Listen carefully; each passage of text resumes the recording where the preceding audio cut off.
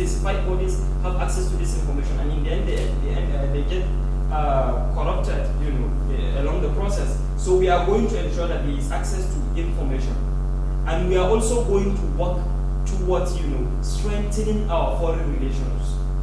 Monies and investment will be monitored across countries, because Nigerians, a lot of people find it an easy and find an escape way toward looting in this country and then transferring the monies to other countries. We are going to also work on that. And now, education and human capital development as our third major goal. If we happen to be in power, you see the problems of education that we are currently facing. I am also a victim of all these ASUS rights and the inequality of education, and also the inaccessibility of education. I know the problems. So if we happen to be in power, we are going to improve on this. We are going to ensure that all our basic education is being fully funded and is being accessible to every young child, woman, a man, and everybody needs to go to for basic education. And on the tertiary education, the reality is that we are going to run the public-private partnership.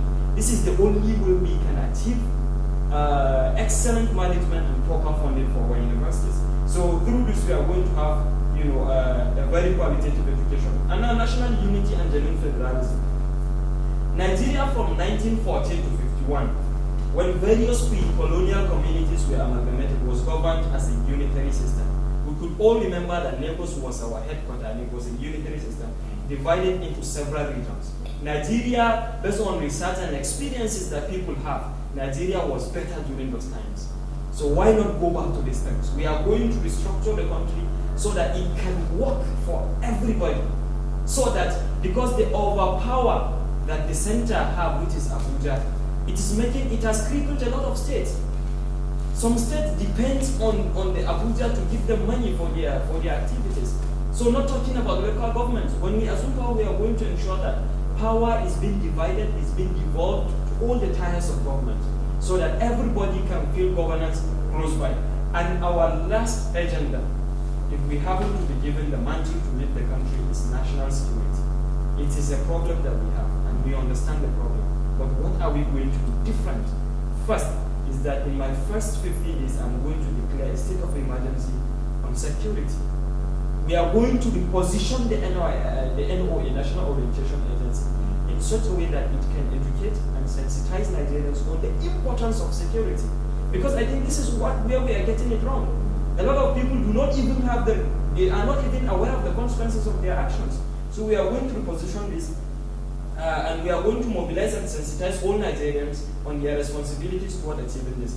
My government will also invest heavily in technology. We are also going to invest heavily in border control, because our borders are very porous. And to secure a nation, you need a very strong border control. We are also going to do that. And finally, we are going to invest heavily in our security now. Nigeria is too big to have 300,000 police. We are going to ensure that police become more. We are going to employ more security personnel. And in conclusion, ladies and gentlemen, to solve Nigeria's problem is really a big challenge. But with the right team, with the right governance, with the right leadership, I think we can achieve that. And even stand as the child of Africa that we used to be. So above our 5 major points agendas, if given the chance to lead Nigeria. And these programs will bring maximum security to the people, make agriculture an economically viable activity for everyone. We are also going to strengthen the economy of the country so that everybody can feel the impact of governance. We are also going to improve on our education and human capital development needs of the nation and address over 10 million out-of-school children that we currently have. And with this, ladies and gentlemen, I look forward to getting your support. Thank you. The first approach is that we are going to ensure that there is a border control. And how can we control the border is by deploying personnel on the border, effective personnel. And we are going to use technology in that everything can be sensed, everything can be seen. Technology is really working in many countries. And especially in Plateau that you said, peace building. Many times Nigerians do not understand the consequences of their actions. That is why we are going to reorient and reposition the MOA to tell people about the relevance of peace. relevance of tolerance. In Jos particularly, that is the problem. People are not sensitive to each other. But now, with the invention of many initiatives, foreign and local, we are able to, get to understand the relevance of humanity. For the agriculture, the reason why government is neglecting agriculture mostly is because they don't care about the betterment of the poor. Nigeria used to thrive better. We were giant in Africa when we were using agriculture before even discovering oil. So for my own, I want to make agriculture more, I'm going to modernize it, ensure that all the dirtiness in agriculture is removed. Those encouraging young people to participate in it. Just there are minerals, there are everything, and I said we are going to provide access. Farmers are poor.